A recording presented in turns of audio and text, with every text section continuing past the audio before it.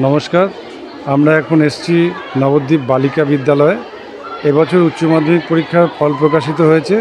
দেখা যাচ্ছে যে নবদ্বীপ বালিকা বিদ্যালয় থেকে এবছর প্রথম হয়েছে অনন্যা দত্ত। তার প্রাপ্ত নম্বর 480। আমরা তাকে বিদ্যালয়ে পেয়ে গেছি।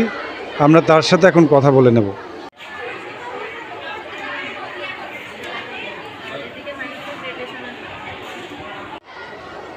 তোমার নাম কি?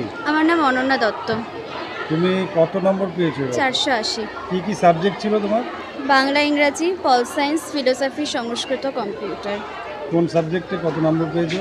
বাংলায় 98, ইংরাজিতে 95, সংস্কৃতে 95, কম্পিউটারে 95, আর পল সায়েন্সে 91 আর ফিলোসফিতে 97। তোমার কজন গৃহশিক্ষক ছিল? আমার 6 জন গৃহশিক্ষক ছিলেন। তার বাইরে কতক্ষণ পড়াশোনা করতে?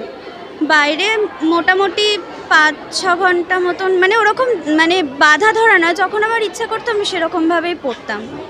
পড়াশোনা ছাড়া আর কি করতে তোমার ভালো লাগে? পড়াশোনা ছাড়া আগে আমি গান করতাম, এখন আর সময়ের অভাবে সেটা আর করা হয়ে ওঠে না, তবে চেষ্টা করি করার মাঝে মাঝে। এই উচ্চ মাধ্যমিকের পর কলেজে তুমি যাবে, কি সাবজেক্ট নিয়ে পড়াশোনা করার ইচ্ছা? আমার ইংরাজি নিয়ে পড়াশোনা করার ইচ্ছা রয়েছে। ইংরেজি নিয়ে পড়াশোনা করার ইচ্ছা রয়েছে। ভবিষ্যতে তুমি কি হতে চাও?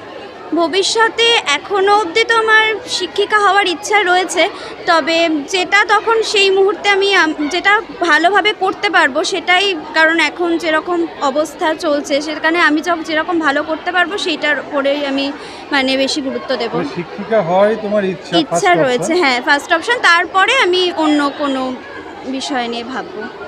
তোমার বাবা মা কি করেন? আমার মা গৃহবধূ এবং বাবা সোনার উপর ব্যবসা করেন আর কি। স্কুলের থেকে তুমি কি সহযোগিতা? স্কুলের থেকে আমি অনেক রকম সহযোগিতা পেয়েছি। আমার শিক্ষিকারা আমাকে অনেক রকমভাবে সহায়তা করেছেন, তাদের কথা আমি শুনেছি এবং তারা যেরকমভাবে পড়তে বলেছেন আমি সেরকমভাবে পড়েছি। তুমি কি স্কুলে আসতে নিয়মিত? হ্যাঁ, আমি রোজই আসতাম, প্রায় আমার খুব ভালো লাগে স্কুলে আসতে, আমি রোজই আসতাম। তোমার উজ্জ্বল ভবিষ্যৎ কামনা করি। ধন্যবাদ, আপনাদের সবাইকে ধন্যবাদ।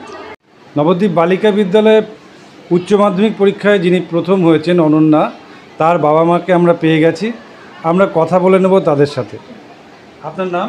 অশোক দত্ত। আপনি অনন্যার বাবা? অনন্যার বাবা। ও বাড়িতে কীরকম পড়াশোনা করতো? পড়াশোনা সব সময় করে ও। আপনাদের বলতে হতো না? এমনি গার্জেনদের যেরকম পড়তে বলতে হয়, ও সবসময় বই নিয়েই থাকে। ওর কজন টিচার ছিল? 6 জনা। 6 জন ছিল। ওকে পরবর্তীতে কোথায় পড়াবেন কি ভাবছেন?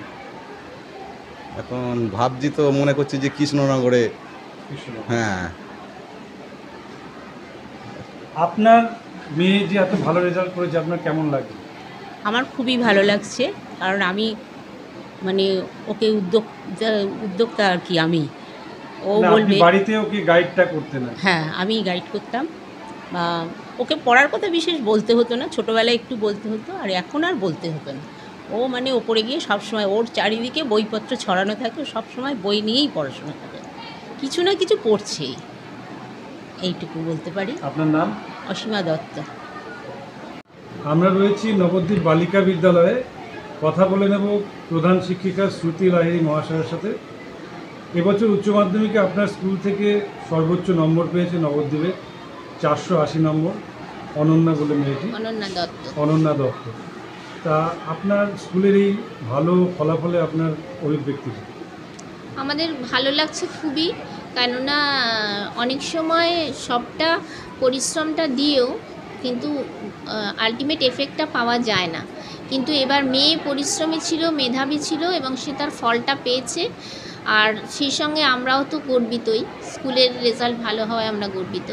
সব মিলিয়ে আমরা খুব আনন্দিত। 480-র পর কত নম্বর আছে পরবর্তী? 480-র পরে আছে 455। 455 দুজন পেয়েছে। স্কুলের সার্বিক ফলাফল কেমন হয়েছে? সার্বিক ফলাফলও ভালো হয়েছে, অ্যাবাভ 80%। অনেক মেয়েই পেয়েছে, 30 জন মতো অ্যাবাভ 80% পেয়েছে।